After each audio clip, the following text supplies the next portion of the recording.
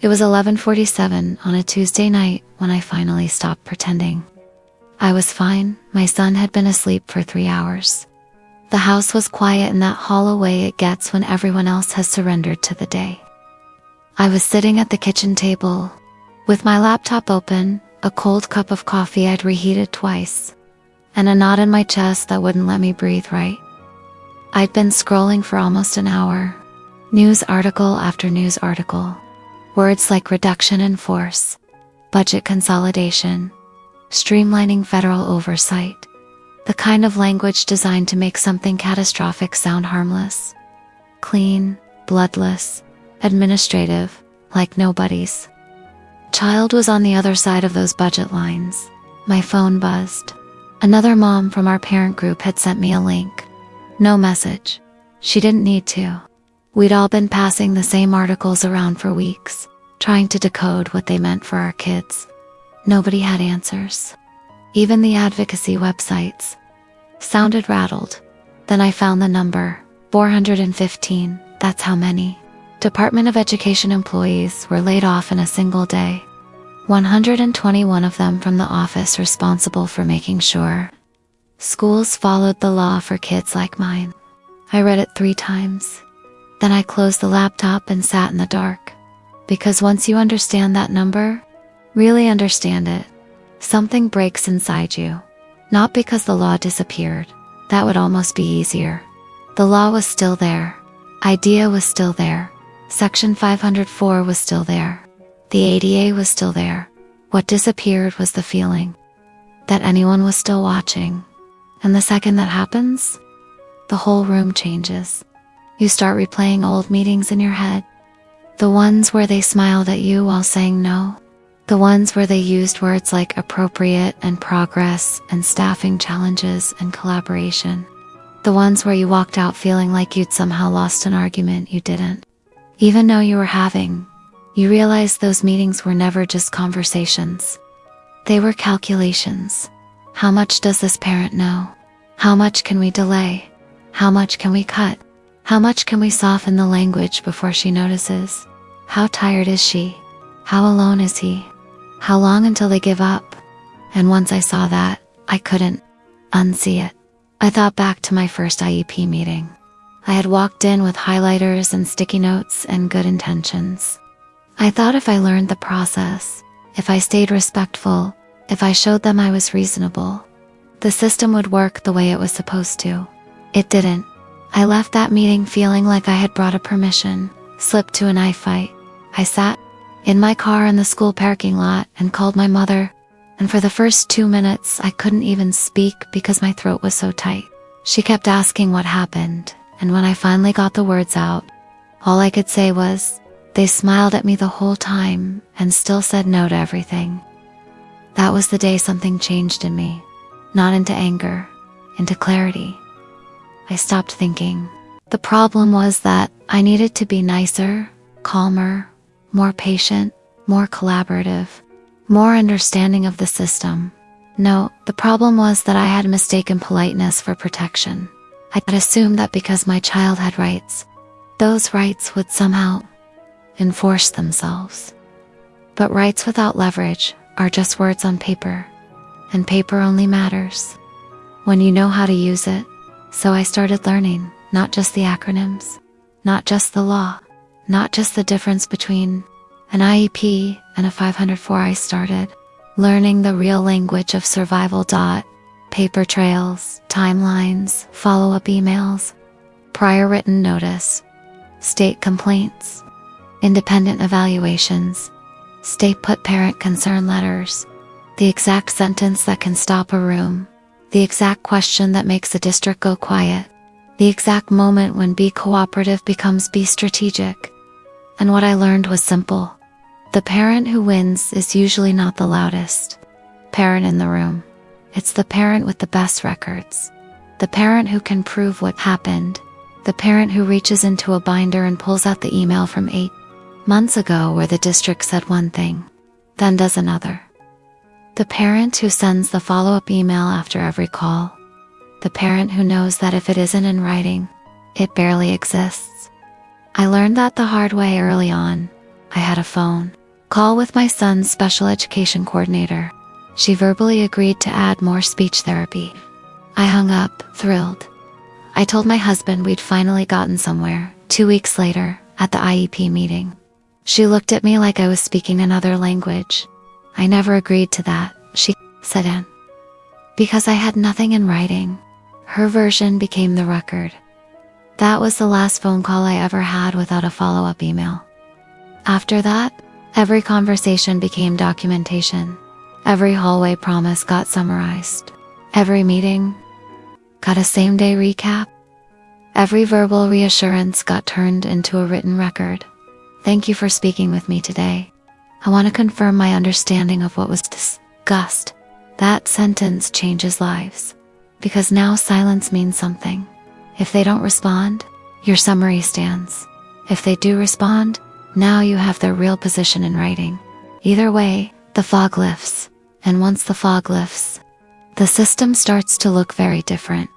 You see how much of it depends on parents being disorganized, overwhelmed, and unsure of themselves. You see how many families are made to feel like they are asking for too much when they are actually asking for the bare minimum the law already requires. You see how often the district hides behind tone, not "we are denying this," just "we don't typically offer that," not "we are cutting services," just "we're making some scheduling adjustments," not "your child no longer qualifies," just "we think a 504 might be more appropriate now." That word appropriate gets used a lot, but I learned something about that word, too. Appropriate is not whatever saves the district money. Appropriate is not whatever they have staffing for. Appropriate is not whatever they are willing to offer with the least resistance. Appropriate means something. It means your child's plan must be reasonably calculated to help them make progress in light of their actual circumstances, not imaginary circumstances, not budget circumstances, not convenient circumstances. There's circumstances. And once you start asking the room to define its words, things get very quiet very fast. Show me the data that supports this recommendation. How is this reasonably calculated to help my child make progress? What is the district's legal basis for this denial? I'd like that documented in prior written notes. I do not consent to this change. Those are not dramatic sentences. They are disciplined sentences. That's the difference a lot of parents think. Advocacy means becoming louder. It doesn't. It means becoming harder to manipulate. It means becoming the person in the room who knows where the ground is. And that's where the system called SHIELD came from. Because one day I realized parents were being handed information but not structure. We had websites, acronyms, Facebook groups, advice threads at midnight. One parent telling you to demand an IEE, another saying never sign anything, another saying just trust the process, another saying get a lawyer immediately. It was chaos, and chaos is how districts win. So I built something simpler. Secure harness. Identify, engage, leverage, demand.shield, first. Secure, because if you cannot prove what happened, then what happened can be denied. So you build your war room. The current IEP, the old IEP's evaluations, private reports, progress reports, service, logs, meeting notes, emails, a timeline of every major event, not because you want to live this way, because memory is weak and paperwork is strong. Then harness, because knowing your rights, in theory, is not enough. You have to connect the law directly to your child. Speech therapy is not generosity. Occupational therapy is not a favor. An aid is not a luxury. Specialized reading instruction is not a kindness. These supports exist because your child needs them to access education appropriately. That changes how you talk. You stop pleading. You start asking why the district is trying to remove something it already determined was necessary. Then identify, because in a crisis, panic wastes time. You don't want to start Googling your state complaint process after the school cuts OT on a Friday afternoon.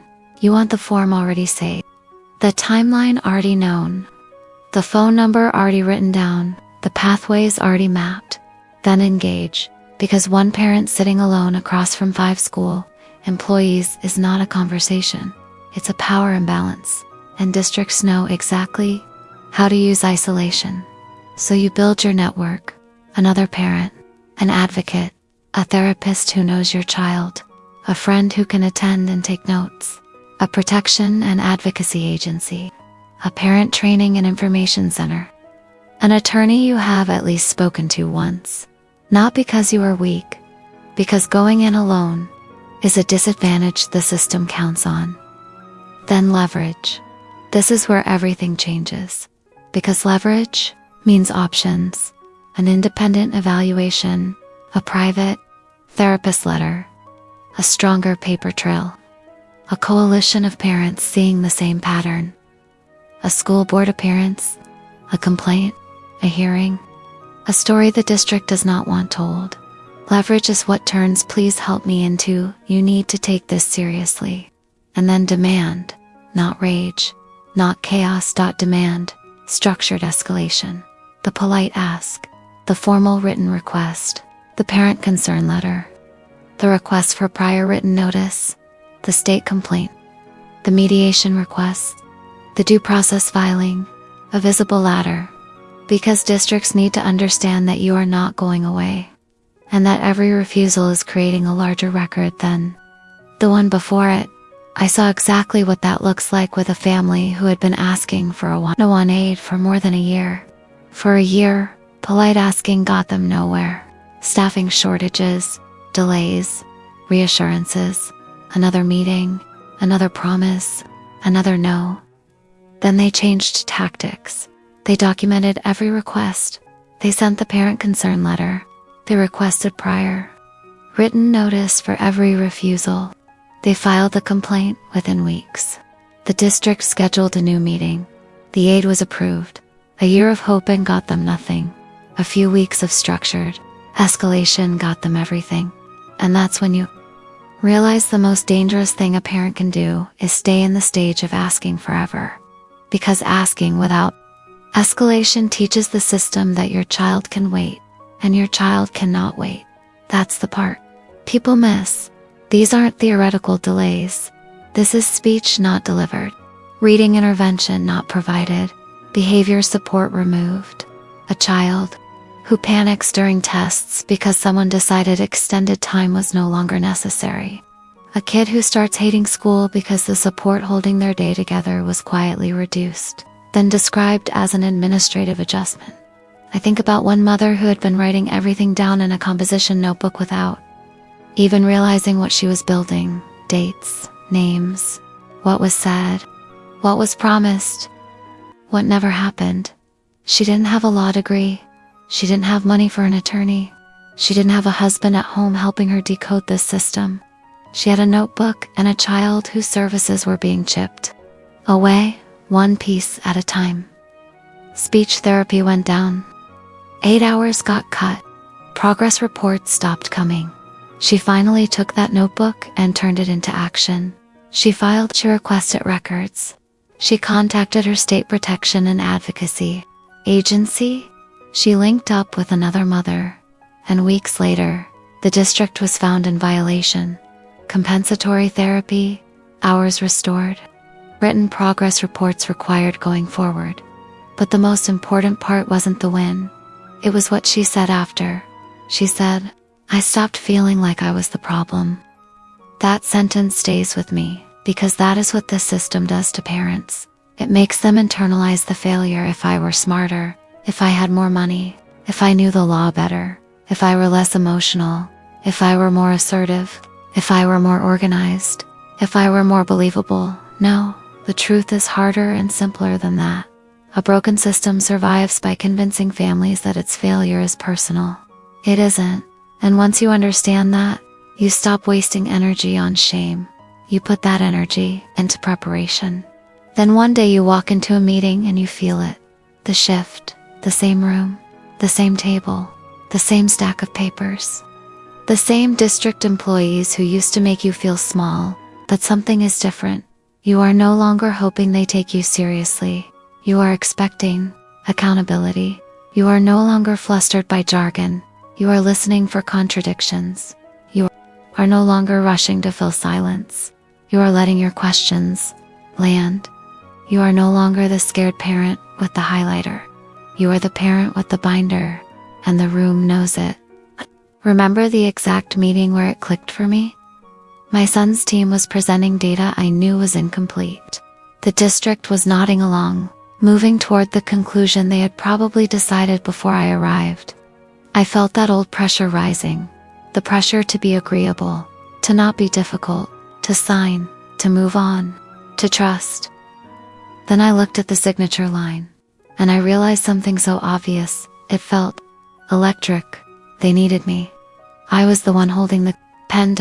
So I put the pen down, and I asked 3 questions. The meeting ran longer than they wanted. The tone changed. The assumptions broke. And my son got services they had been trying to deny for years. That is the transformation, not from loving parent to legal expert, from scared parent to strategic parent, from overwhelmed to organized, from isolated to backed up, from reacting to directing, from hoping to documenting, from am I overreacting to what is my next move. And maybe the most powerful part comes later, when your child starts to see it too. A 14-year-old sitting in his IEP meeting for the first time. A school psychologist suggesting he doesn't need extended time anymore. The parent getting ready to fight the usual fight, and then the child speaks quietly, clearly, no theatrics. I still need the extra time. When I don't have it, I panic, and I can't think. It's not that I'm slow, it's that my brain needs a minute to catch up. And suddenly, the room goes silent. Then the answer comes. Okay, we'll keep it. That's the long game. Not just surviving the meeting. Teaching your child, over time, that they are not a problem to be managed. They are a person with rights. And maybe that's the deepest truth in all of this. The system may fail. The offices may shrink. The complaints may backlog. The oversight may weaken. The district may calculate. The room may try to make you feel outnumbered. But the story does not end there. Because the real safety net was never just some office in Washington. It was never a website, never a brochure, never a promise that someone somewhere would step in. If things got bad enough, the real safety net has always been the parent who refused to quit. The mother at midnight with the cold coffee and the open laptop. The father sending the follow-up email after everyone else is asleep. The grandmother who drives 2 hours to sit at the table so her daughter doesn't walk in alone. The parent who keeps every record. The parent who learns the phrases. The parent who stops begging and starts docuing. The parent who understands that love is the reason to fight. But strategy is how the fight is won. That parent is the safety net. That parent is the difference between a service quietly disappearing and a district being forced to explain itself. That parent is the reason a child keeps their support, keeps their aid, keeps their speech, keeps their access, keeps their dignity, keeps moving. So, no, the story is not that the system got harder and we all gave up. The story is that the system got harder and the mask came off. The story is that parents saw what was really happening. The story is that fear turned into structure. The story is that exhaustion turned into paper trails. The story is that one mother after another stopped asking for permission to protect her child. And once that happens, the room changes, because the most prepared person in the room controls the pace. The most prepared person in the room knows the difference between a recommendation and a denial. The most prepared person in the room knows that a delay can be a violation. The most prepared person in the room knows when to ask for prior written notice, knows when to request the evaluation, knows when to file, knows when to escalate, knows when to say no, knows when to invoke stay put, knows when to bring back up, knows when to stop talking and let the documentation speak.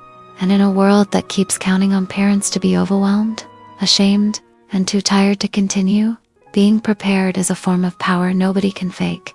The system may be broken, but you or not. The system may have failed your child, but you did not, and you will not, because now you know what the room is. You know what the language means. You know what the silences mean. You know what the paperwork means. You know what the smiles can hide. You know what happens when nobody is watching. And more importantly, you know what happens when a parent decides they are done being easy to dismiss. That is where the story changes, not when the system becomes fair, when you become undeniable.